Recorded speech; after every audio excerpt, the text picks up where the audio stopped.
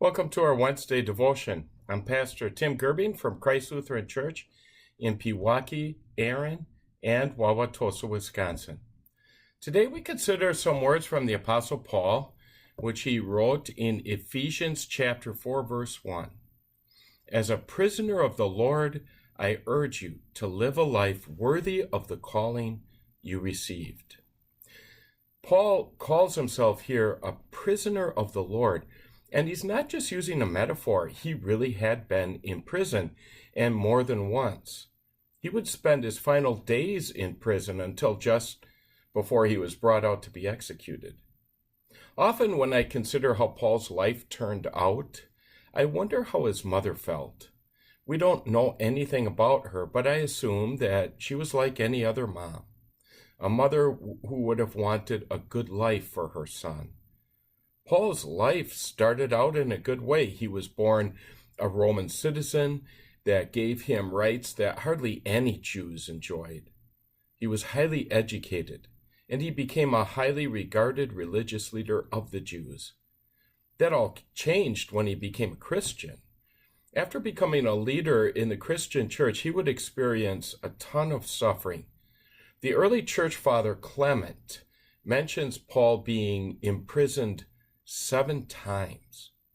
Paul would write that he was flogged severely 5 times, was beaten with rods 3 times, was once stoned and left for dead, was shipwrecked 3 times, and drifted in the open sea for a day and a half, and that was just part of all that he endured.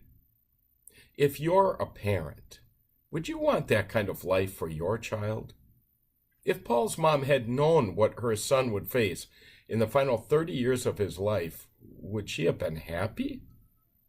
Throughout history, God has called very few people to suffer for believing in his son the way that Paul suffered. And yet, Paul would not have changed things if God had allowed him to. It was all worth it. It was all worth it to Paul because the persecutions that he went through gave proof that the glory Jesus won for him was so great and so valuable that he was willing to suffer whatever it took so that we would believe. Paul understood that Jesus suffered far more for us than what Paul himself would ever suffer. Jesus suffered abuse throughout his own life. Jesus was hated. His life was often threatened. One of his closest companions turned out to be a traitor, and the very people he came from would reject him. But more than that, Jesus suffered the full force of God's hatred and anger against Paul's sin and the sins of the entire world, so that all who believe in him would receive nothing but God's unbounded love and everlasting life with him. Paul was not worthy of that kind of love, nor are we.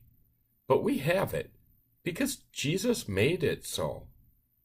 Whatever is your calling in life, live it in such a way that you show how much you appreciate Jesus' love for you.